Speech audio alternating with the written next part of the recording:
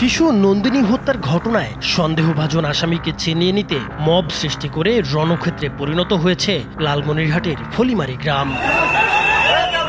আহত হয়েছেন SP, OC সহ অন্তত ২০ জন। বিক্ষুব্ধ জনতা জেলা প্রশাসকের গাড়ি সহ প্রশাসনের ৭টি গাড়ি ভাঙচুর করেছে। পাশাপাশি ভুক্তভোগী পরিবারের সাথে খারাপ আচরণের অভিযোগে আদিতমারী থানার ওসিকেও প্রত্যাহার করা হয়েছে। আজ মঙ্গলবার দুপুরে লালমনিরহাটের আদিতমারী উপজেলার ভেলাবাড়ি ইউনিয়নের ফলিমারি গ্রামে এ ঘটনা ঘটে। ৭ বছর বয়সী নিহত নন্দিনীকান্ত রায় ওই গ্রামের নলিনীকান্তের মেয়ে। ওই সমাজ থেকে ওনাকে বাদ দিছে, ওই কারণে আমি বলে নাকি কি করছি ওনার নামে। পুলিশ ও স্থানীয় সূত্র জানায়, সোমবার বিকেল থেকে নন্দিনী নিখোঁজ ছিল। পরিবারের সদস্যরা ও স্থানীয়রা রাতভর এবং মঙ্গলবার সকালেও তাকে খুঁজতে থাকেন। এক পর্যায়ে বাড়ির পাশের একটি ভুট্টা খেতে নরম মাটি দেখে তাদের সন্দেহ হয়। পরে ওই স্থান খুঁড়ে বস্তাবন্দি অবস্থায় নন্দিনীর মরদেহ উদ্ধার করেন স্থানীয়রা। খবর পেয়ে পুলিশ ঘটনাস্থলে গিয়ে মরদেহ উদ্ধার করে ময়নাতদন্তের জন্য লালমনিরহাট সদর হাসপাতালের মর্গে পাঠায়।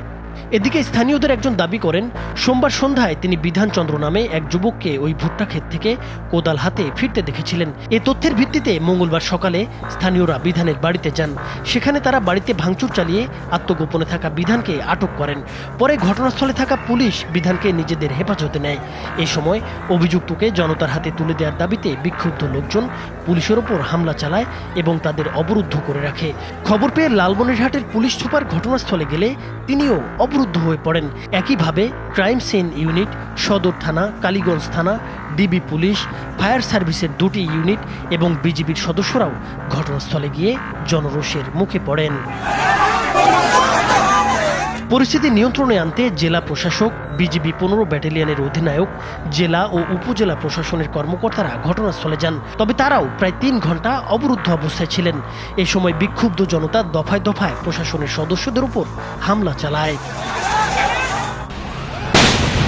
পরবর্তীতে সাউন্ড গ্রেনেড নিক্ষেপ করে জনতাকে ছত্রভঙ্গ করা হয়।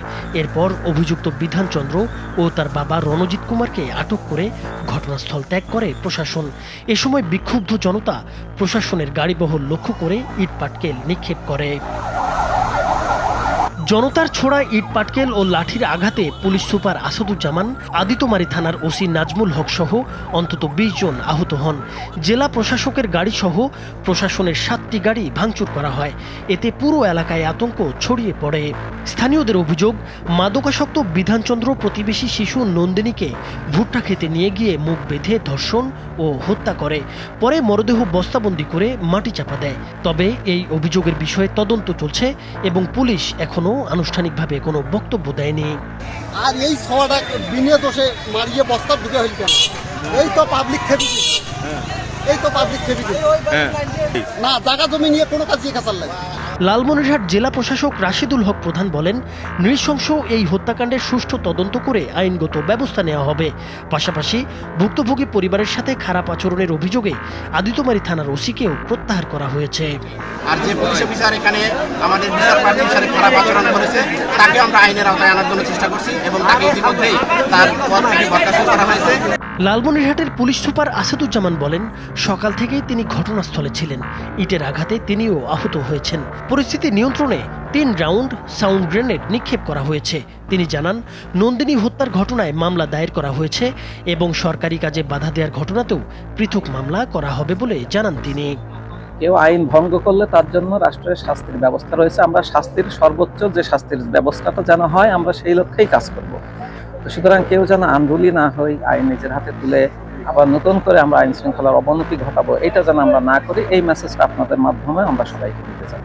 7 বছরের শিশু নন্দিনীর নির্মম হত্যাকাণ্ডে শোক আর ক্ষোভে উত্তাল পুরো ফলিমারি গ্রাম।